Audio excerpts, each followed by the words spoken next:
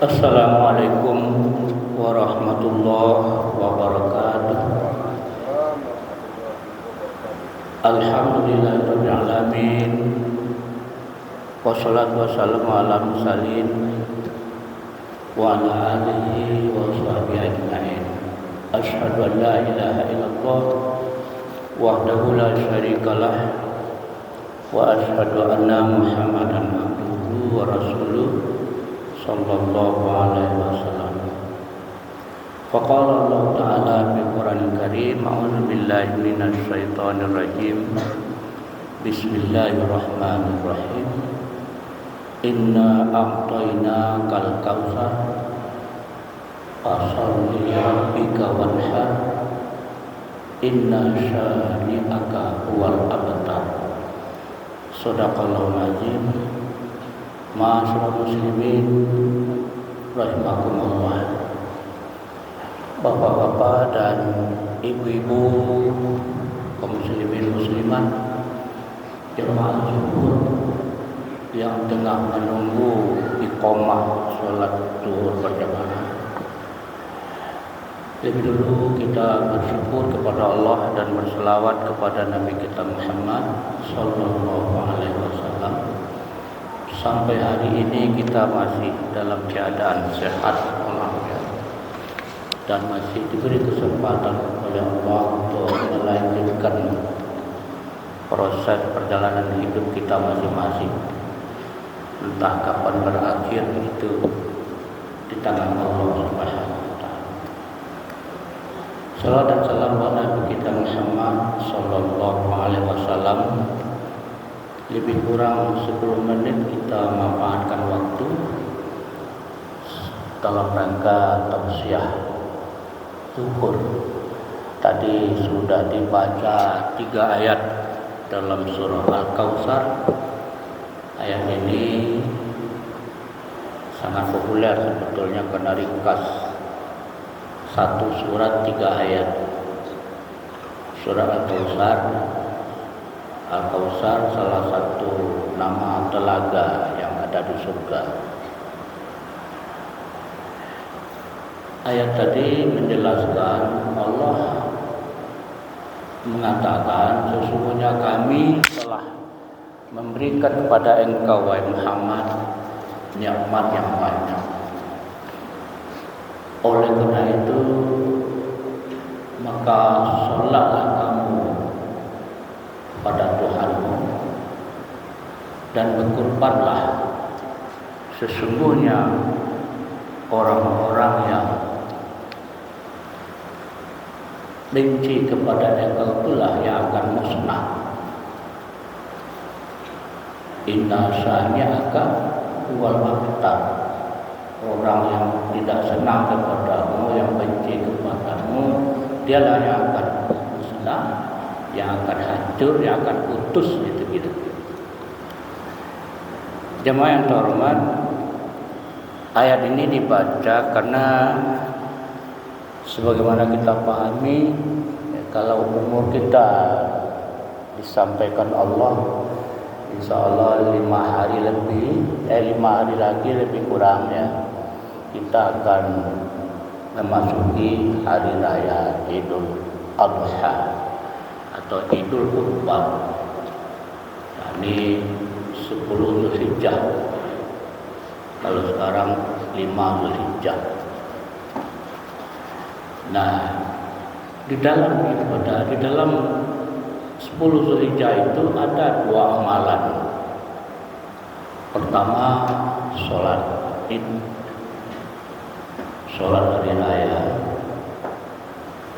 apakah di lapangan, di masjid, dan juga bisa kita lakukan sendirian. Di mana tahu ada halangan, bisa kita lakukan sendirian. Kemudian yang kedua apa? Wanhar, kurban. Dan hendaklah kamu menyembelih kurban. Wanhar, perintah. Kita tidak akan uraikan persoalan nikmat Allah yang sudah banyak diberikan kepada Nabi Muhammad. Ayat ini kan khusus kepada Nabi kita itu. Inna a'tainaka, ayat ini. sesungguhnya kami telah memberikan kepadamu Muhammad apa? Al-Kautsar, harta yang banyak nikmat maksudnya. Ya. Nah, kenapa ayat ini misalnya turun? Karena kronologisnya, latar belakangnya ya, orang-orang kafir Quraisy itu mencap Nabi kita Muhammad adalah sosok yang sangat lemah ekonomi, lemah sosial, lemah politik, karena tidak banyak pengikut. Jadi orang-orang kafir Quraisy semacam mentertawakan dia. Muhammad itu lemah, ekonomi juga lemah. Kalau katakan, wahai Muhammad, kami telah berikan kepadamu nikmat yang banyak. Tapi bukan harta saja, itu nikmat itu kan sangat luas.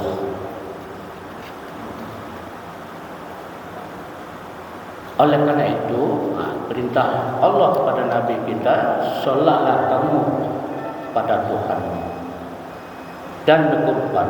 Apa yang saya ambil di sini bahwa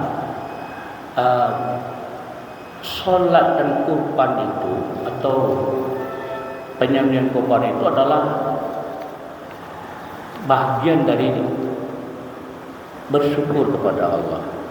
Dari nikmat yang banyak tadi kan kita harus bersyukur. Maka perintah Allah setelah itu apa? Solatlah dan kurbanlah. Jadi ibadah itu sebetulnya adalah bahagian dari atau implementasi dari syukur. Orang kalau bersyukur ibadahnya ada. Kalau dia bersyukur katanya tapi tidak sholat, tidak mungkin.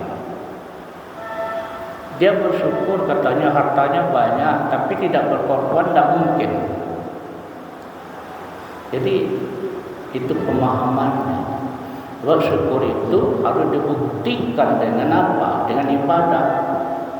Nah, di dalam ini Allah tetapkan dua pada Nabi kita Muhammad dan sebetulnya untuk umatnya juga kan gitu. Salat dan berkurban. Nah, salat intinya apa?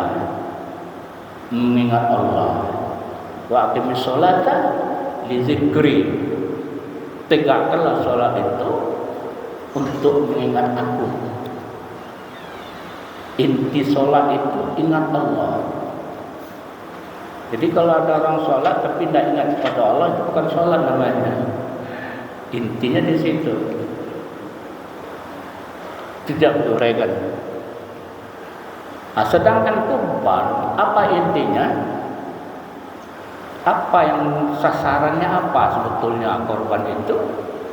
Sesuai dengan nama ibadah itu kurban. Jadi untuk mendekatkan diri kepada Allah.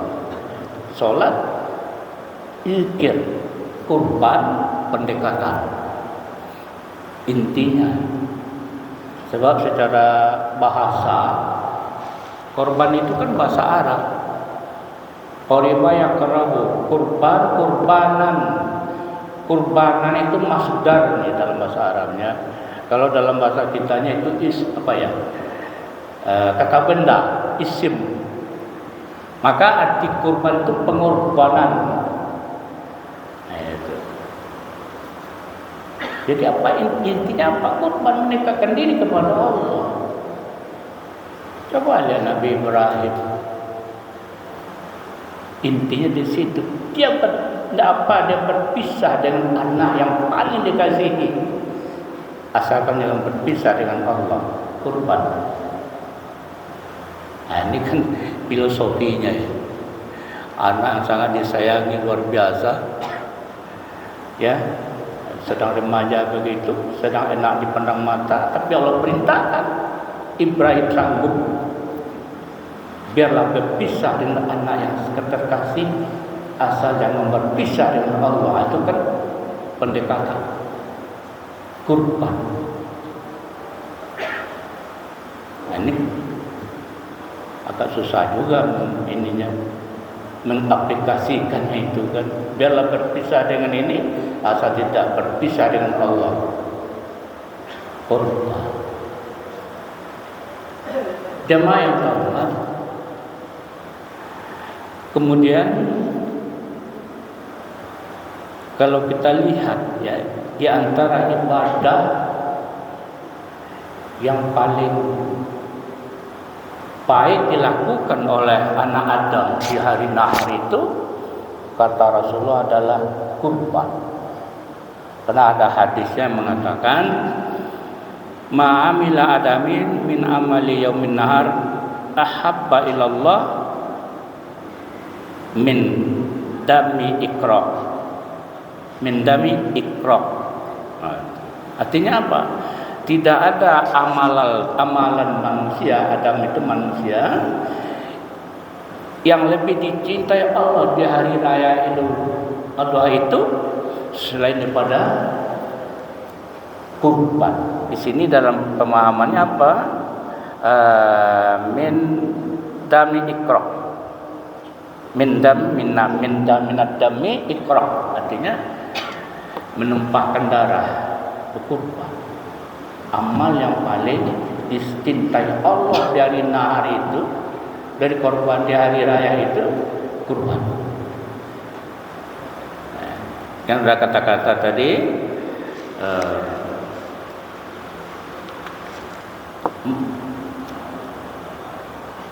ahabba ilallah, artinya paling dicintai Allah, kurban.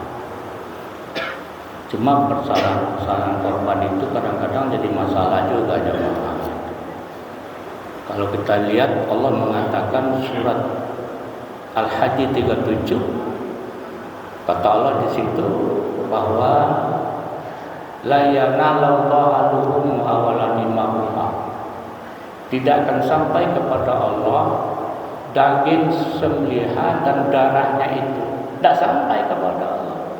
Walakin yanalu taqwa minkum. Yang akan sampai apa? Sifat takwa kamu dalam berkorban itu. Takwa itu sudah tinggi sekali itu. Yang sampai di situ apa? Keikhlasan, berbuat baik, niat berbuat baik. Takwa itu kan maksimal. Allah mengatakan yang maksimal saja, tapi di dalamnya ada ikhlas, keikhlasan. Sebab masih ada kita dengar ya di panitia-panitia korban gitu. Pesertanya begini katanya, kok begini saya dapat dagingnya? Ini peserta ini. Padahal saya peserta katanya. Ah, ini kalau begini tidak cocok. Tidak ada artinya lagi korban kalau begitu. Ya kan? Menyesal dia. Kok begini saya dapat kupon? Dagingnya segini, pak saya peserta, tidak usah. Nah, ini masih ada.